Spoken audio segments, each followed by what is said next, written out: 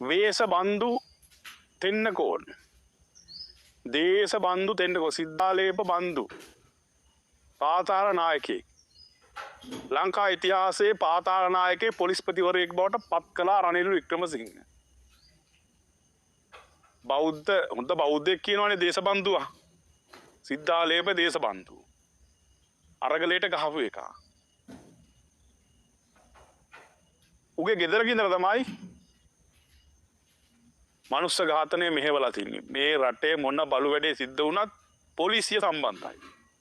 පොලිසිය කවුරු හරි ගෑවිලා ඉන්නේ. ආයුධ දීලා තියෙන්නේ. ගෙදර දීලා තියෙන්නේ. බයි වර්තමාන පොලිස්පතිතුමා නම් දන්න විදියට එහෙම නැහැ. සානි අබේසේකර මහත්තයාට ජීවිත තර්ජන කියලා අජිත් ධර්මපාල මහත්තයා කියනවා.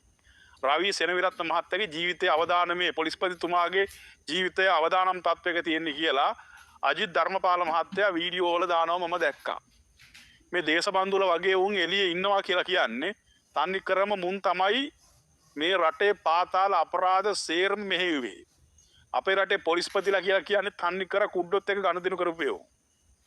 ලයිසන් චණ්ඩි පාතාලෙත් එක්ක සම්බන්ධ වෙලා සම්පූර්ණම රට වනසපුවෝ. හරිද?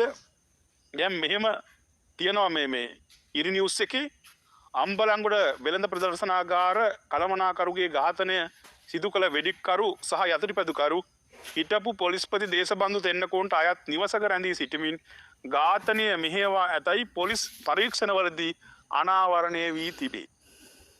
හරිද? මේ මිනිස්සයා මරලා තියෙන්නේ දේශබන්දු තෙන්නකෝන්ගේ නුවර පැත්තේ තියෙන ගෙදරක. එතකොට දේශබන්දුට ගෙවල් කීයක් ඇද්ද මේ නුවර පැත්තේ ගෙදර? මුන්ට මේ පොලිසිය පඩියක් අරගෙන මෙහෙම ගෙවල් හදන්න පුළුවන්ද? ඒවා අපි සොයා බලන්න ඕනේ. විශාල විස්තරයක් තියෙනවා. මම එක විස්තරයෙන්ම කියාගෙන යන්නම්. එය මහනුවර අංකුඹර ප්‍රදේශයේ පිහිටි නිවසක් බව සඳහන් වේ. පොලිස් කණ්ඩායම් එම නිවසට යන විටත් සැකකරුවන් පලා ගොස් තිබූ බව වාර්තා වේ. අම්බලන්ගොඩ නගරයේ වෙළඳ ප්‍රදර්ශනාගාරයක කළමනාකරුවෙකු පසුගිය දෙසැම්බර් 22 වෙනිදා වෙඩි තබා ඝාතනය කෙරුණේ එම පරිසරය තුලදීය. සිද්ධිය සම්බන්ධයෙන් කණ්ඩායම් කිහිපයක් විමර්ශනය සිදු කළ අතර එහිදී පොලිස් විශේෂ කාර්ය බලකාය කිරිබත්ගොඩදී සහ මාකොළදී පසුගියදා පුද්ගලයන් දෙදෙනෙකු අත්අඩංගුවට ගත්තේය. එම සැකකරුවන් පවසා ඇත්තේ වෙඩික්කරුවන්ට පලා යාමට ප්‍රවාහන පාසුකම් ලබා දුන්නේ සහ ඔවුන් සම්බන්ධීකරණය කළේ තමන් බවය. ඒ විදේශගතව සැඟව සිටින කරන්දෙනිය සුද්දාගේ උපදෙස් මත බවටත් හෙළි වී ඇත. පසුව පොලිස් විශේෂ කාර්ය බලකාය හා ගාල්ල දිසා අපරාධ කොට්ටාස එක්ව සිදු කළ විමර්ශනයේදී තවත් තිදෙනෙක් අත්අඩංගුවට ගන්න ලැබූ අතර ඝාතනයට ගෙනියවි ලබා දුන් කාන්තාවද ඒ අතර වන බව සඳහන් වේ. ගෑනුන්ටත් මුන් අද ඉන්න ගෑනු නෙමෙයි තනිකර මුන් මාරයෝ. මාර දූවරු. හරි? මුන්ට වෙනදා අපේ අම්මලා හරි පාරේ යන්නේ නැහැ තාත්තා නැත්තම්. එහෙම නැත්තම් ආරක්ෂිතයි. ගෙදරින් එළියට බහින්නේ. දැන් ඉන්න ගෑනු කුඩු විකුණනවා. 70 ASCII ගහගෙන කුඩු විකුණන්නේ ගෑනු. උන් ගෑනු නෙමෙයි යක්ෂණියෝ. උන් රටක් කණ්ඩාපුයෝ. හරිද?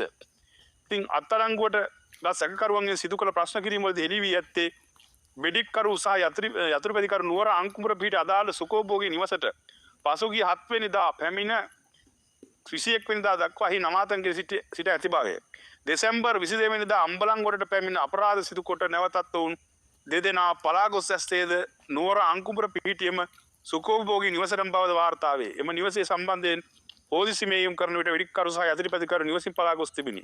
මෙම ඝාතනය කොස්ගොඩ සුජී ගෝතාසංක දැන් කොස්ගොඩ සුජී ගෝතාසංක කරන්දෙනිය සුද්දා ඔහුගේ මල්ලි වන කරන්දෙනිය රාජු දොලා දසුන් මානවඩු යන අපරාධකරුවන් සියලු දෙනා එක්ව සිදු කර ඇති බව සිදු කළ පොලිස් පරීක්ෂණවලදී හෙළි වී ඇත. කෙසේ වෙතත් ඝාතනය වූ කෝසල නැමැත්තා කොස්ගොඩ සුජීගේ ප්‍රධානතම ප්‍රතිවාදියා වන ඌරගහ මයිකල් නැමැත්තා සමග සමීප සම්බන්ධතා පැවැත්වීමට කටයුතු පැවැත්වීම ඝාතනයට හේතු බව පොලිසිය පවසයි. ඉතින් මේ ආකාරයෙන් තමයි තියෙන දේශබන්දුලාගේ වැඩ. දේශබන්දු තෙන්නකෝල්ලගේ වැඩ. හරි? දේශබන්දු තෙන්නකෝල්ලා කියන්නේ මේ වගේ සක්කිය තමයි අපේ රටේ පොලිස්පති උනේ අපේ රටේ දේශපාලුවෝ කියන ඕනෑම ජඩ වැඩක් කරන්න එවුන් තමයි අපේ රටේ පොලිස්පතිලා උනේ. හරිද? අපේ රටේ පොලිස්පතිලා උනේ ඕනෑම ජඩ වැඩක් කරන්න පුළුවන් ඒ උන් තමයි. හරිද? ඉතින් මේක තමයි අම්බලන්ගොඩ සජබ කණ්ඩායමේ නායක හිරාන් කෝසල ඝාතනයේ සජබේ සජිත් ප්‍රේමදාසගේ පක්ෂයේ අම්බලන්ගොඩ සජබ කණ්ඩායම් නායක හිරාන් කෝසල ඝාතනය කරන්නට ගෙවල් දීලා තියෙන්නේ දේශබන්දු තෙන්නකෝන්. දැන් මූ අත්අඩංගුවට ගනීද? මූ හිරේ යයිද? එකපාරක් හැංගිලා හිටියා. ඌ අල්ලගන්න බැරි වුණා. නෑ දැනගෙන ඇල්ලුවේ නෑ. පොලිස්පතිවරයෙක් නිසා. හරි? මේ තමයි ඇත්ත.